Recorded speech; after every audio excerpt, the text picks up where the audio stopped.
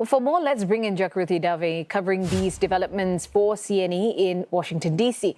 Well, Jakriti, President Donald Trump calling for a regime change in Iran now that the Iranian supreme leader is dead. How far would he go to achieve his goals? Well, President Trump has done quite a lot so far in engaging in these strikes alongside Israel in Iran without congressional approval, provoking the ire of Democrats and many Republicans. He has said in that Truth Social post that the heavy and pinpoint bombing will continue uninterrupted throughout the week or as long as necessary to achieve our objective of peace throughout the Middle East and indeed the world. So they're reiterating the point that he made in that 8-minute video announcing the launches, that these strikes, this action was not just about denuclearizing Iran, but it was about more maximalist goals, which was to achieve regime change, to topple the Iranian leadership. And he called on the Iranian people to overthrow their government in that 8-minute video, but also after announcing the death of Iran's supreme leader, saying that this was the greatest chance for the Iranian people to take back their country. Well, what would it then take for a de-escalation on Washington's side? This is really the question. It's very complicated. I think a lot of people are drawing comparisons between what the US has done in Iran and what the US has done in Venezuela, and is saying the situation is far more complex. First of all, the Iranian network of leadership, it is more of a network. Decapitating the top isn't necessarily just a one-and-done action to effect regime change. A lot of experts believe that this is going to be potentially a protracted affair. How many days it lasts for, if it lasts for weeks even, we're not sure. But also all of this action comes ahead of the midterms, and we've got to look domestically at what the popularity or unpopularity of such action is amongst Trump's supporters. Remember, he campaigned promising to prevent the US from engaging in foreign wars, and look where we are. The US has attacked Iran, something that the president had criticized previous US presidents for doing so. So what will the American sentiment be on this? As I mentioned, lots of criticism from Democrats and some Republicans. But of course, there are some of Donald Trump's supporters, Lindsey Graham, for example, who are celebrating this, saying that this is a great move for America's security and for freedom in Iran. So de-escalation, what are the US's goals? I think we're not really clear. He was vague in advance of this action, perhaps as a strategic move. But even now, a lot of people are saying that this is typical of Donald Trump's foreign policy, not really laying out much of the groundwork, although other people will say this is part and parcel of why the president has had successes in their views of achieving change where previous leaders have failed to do so.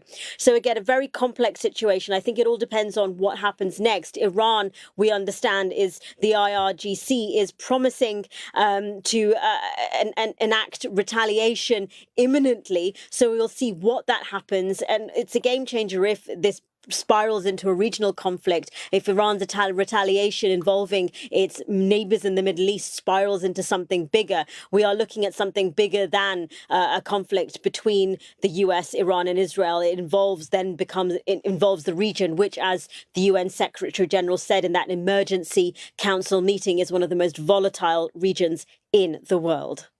Well, thank you very much for sharing with us all those updates. Jakriti Dave reporting for CNE in Washington, D.C. Now, we also have Dr. Chedomir Nesterovic, Professor, Geopolitics, ASEC Business School, Asia Pacific, with us right now as well. Dr. Chedomir, with Iran's supreme leader now confirmed dead, and as our correspondent said, what's next for Iran is a big question. This shift in the strategic calculus, and does it really mark a turning point in the confrontation or even the start of a more dangerous phase? I think that the death of the supreme leader is a very big thing concerning Iran because, as you have indicated, there is no successor. So since there is no successor, all the cards are on the table. However, I do believe that the revolutionary guards, but also the government and also the parliament will do their best in order to make some kind of success or continuation. However, it is a very big blow concerning Iran, and probably it will take a long time until we have another supreme leader. Well, then, who then now holds operational authority in the immediate term? The president, the Assembly of Experts, or the Revolutionary Guard? So from the constitutional point of view, it will be the president, but also the government and the Assembly of Experts. But in the meantime, it will be the Revolutionary Guards, not even the army. It will be the Revolutionary Guards who will take all the responsibility. And they are also pledging the avenge of the supreme leader and also of other people who have been killed in Iran. So I do expect that the war is not finished yet. It will continue because the Revolutionary Guards are not ready to surrender, and they will fight until the end. And President Donald Trump, has framed the strikes as necessary for security, even though there was no, publicly stated imminent threat to U.S. territory. And Iran also appeared strategically weakened at that time. In that context, was this a calculated power play, would you say? And how might Trump be positioning himself both domestically and also on the global stage? Yes. So we have the domestic question and we have the global stage. So the domestic question is that Donald Trump has been elected on, let's say, peaceful platform. Just a few months ago, he wanted to receive the Nobel Prize for Peace. So even within the MAGA movement, there are people who are surprised by this, that suddenly he decides to put the United States in war. And it is not a small country, it is Iran. So it was quite a surprise from the domestic point of view. It was also a surprise from the global point of view, because at least on the paper, Iran should have two big friends, China on one side and Russia on the other side. So far, they did not move, but let's see what will happen in the future. Yeah, and this is now the second foreign leader that President Trump has moved aggressively against this year. The first being Venezuelan president who was captured, and now Iran's supreme leader has been killed. How should we interpret this pattern of really targeting sovereign leaders? Is this a coherent strategic doctrine, a bit to reshape global order, or really something else entirely?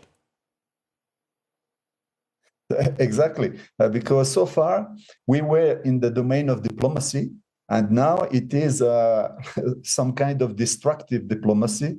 So this destructive diplomacy says, okay, we can have negotiation, and just 2 days ago and yesterday, they were announcing the significant progress in the negotiation between the United States and Iran, and suddenly they're attacking Iran. So it means also that Trump is continuing with his policy of shock and awe, meaning that people don't know how he is going to react. But this time, it's a big country, and this time it is not like in Venezuela. So we have the Revolutionary Guards, so it will not be as easy as it was in Venezuela. And if Tehran believes that this was a US-backed decapitation attempt, does that increase the likelihood of retaliation beyond direct strikes, including cyber operations or attacks on energy infrastructure? We can imagine a lot of things, meaning even the attacks on the American soil. If, for instance, we have some sleeping cells in the United States, they can be activated in order to do something there. So hopefully this will not happen. But in the neighborhood, they have all these American troops. So there's American troops, especially in countries where you have a significant Shia population, such as in Bahrain. This is quite a dangerous situation for the American troops, because it is not necessarily that the threat is coming from Iran. The threat can come also from inside the countries. Well, let's also pivot to the energy markets. How vulnerable is global oil supply right now, particularly transit through the Strait of Hormuz, and how quickly could prices, react? Absolutely. We have two things here. The first one is the supply by Iran. So there are countries, for instance, China, about 15% of the Chinese imported oil is coming from Iran. So now they have to recalibrate, they have to pivot to some other countries if it is impossible to buy from Iran anymore. And the second thing is the Strait of Hormuz. And the Strait of Hormuz, about 30 to 40% of all oil is transiting through the Strait of Hormuz. If the Strait of Hormuz is closed, it will immediately have an effect concerning prices. And these prices will hit very much, I would say, emerging countries. So the emerging countries, especially in Asia, and we have them in Southeast Asia, who also depend on the oil coming from the Middle East. If the price is going up, automatically it will have some kind of influence on their own growth. And we cannot expect the, let's say, the very high growth that we used to have in Southeast Asia if the Strait of Hormuz is closed. And, my last question to you would be, for trade-dependent economies in Southeast Asia, including Singapore, what are the most immediate risks? We're looking at energy costs, inflation, financial volatility, where it really powers position themselves. So for the countries in Southeast Asia, in the past, we used to say that diversification in terms of sources of oil or the sources of energy is something which is good. And now we realize that it is something which is compulsory. So it means we cannot continue as usual. We must diversify in order to be sure that we don't depend on a single country or on a couple of countries, or in that case, on the Strait of Hormuz in order to receive oil. So we have to think at other possibilities that exist. And in that case, it will be either Africa or it will be either some other places, but we cannot continue like that. Now, concerning Singapore, Singapore is a small country. So in that case, the demand for oil is not very big, but Singapore is also a place of refineries. So for these refineries, when you produce something else out of crude oil, this is having an impact, definitely.